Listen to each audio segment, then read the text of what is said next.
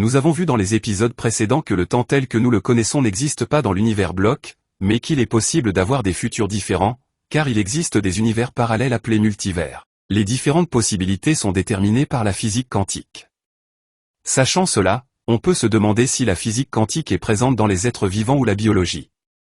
Il n'y a pas si longtemps, l'idée que des états quantiques puissent exister en biologie était presque exclue, parce que la biologie était supposée être trop chaude, trop humide et trop désordonnée.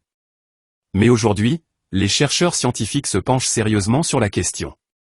La biologie quantique est encore une discipline controversée, mais cet épisode présentera 3 domaines où la biologie quantique est probable: la photosynthèse, la navigation des oiseaux et l'olfaction. Le domaine où la présence de la biologie quantique est la mieux établie est la photosynthèse. Il existe un processus étonnamment efficace par lequel les plantes utilisent l'énergie de la lumière du soleil. Cette énergie se transforme en électricité dans les feuilles qui sont composées d'électrons. Comme le chat quantique qui pouvait être mort et vivant en même temps, il semble que les électrons et les plantes pourraient également utiliser cette propriété quantique appelée superposition.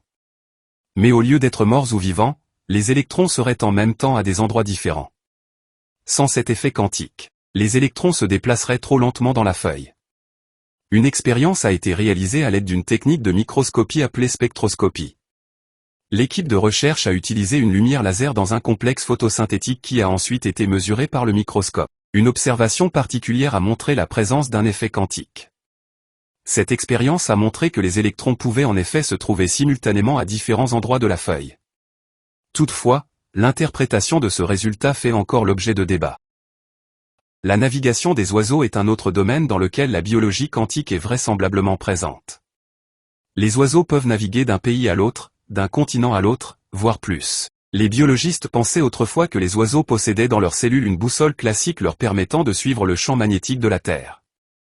Mais cette hypothèse s'est révélée erronée. Et la manière dont ils y parviennent reste un mystère. Certaines expériences ont montré que de très faibles ondes radio pouvaient complètement perturber leur sens de l'orientation. On pense donc que la biologie quantique peut expliquer comment les oiseaux s'orientent. L'olfaction est un troisième domaine dans lequel la biologie quantique est étudiée. La plupart des chercheurs pensent que la façon dont nous sentons est uniquement liée à la forme des molécules odorantes qui correspondent aux récepteurs de notre nez. Or, le nez humain ne possède que 300 types de récepteurs et l'homme peut détecter environ 10 000 odeurs différentes.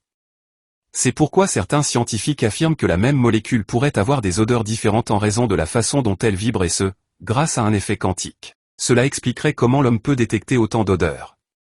Il existe une autre théorie en biologie quantique.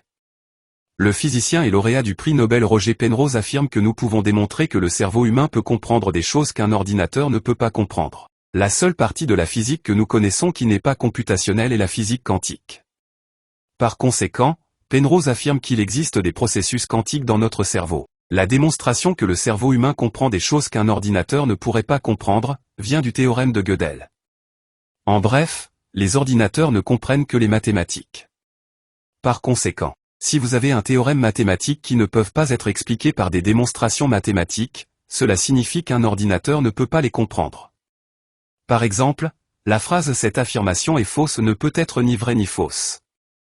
De même, la phrase « cette affirmation ne peut être prouvée » ne peut être que vraie.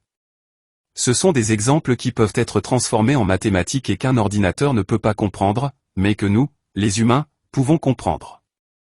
Ainsi, si certains énoncés ne peuvent être prouvés mathématiquement, mais peuvent être compris par les humains, cela signifierait que le cerveau humain pourrait réaliser des processus non computationnels. Roger Penrose affirme qu'étant donné que le seul processus non computationnel dont nous disposons en science est la physique quantique, il propose l'existence de processus de biologie quantique au sein des neurones du cerveau. Nous avons vu dans cet épisode que de nombreuses recherches ont été menées pour démontrer que la physique quantique pourrait être présente dans la biologie. Dans l'épisode précédent, nous avons vu que différents futurs sont possibles grâce à la physique quantique.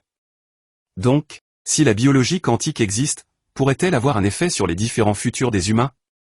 Se pourrait-il que les comportements microscopiques aient un effet sur les comportements macroscopiques?